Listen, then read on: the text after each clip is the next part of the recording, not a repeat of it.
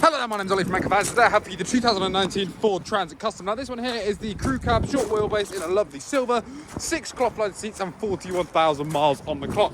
As well as that, for driver convenience, you do get cruise control, hands-free calling and also voice assist, as well as Android Auto, Apple CarPlay and parking sensors. For the front passengers, we do of course have heated seats and that automatic transmission as well.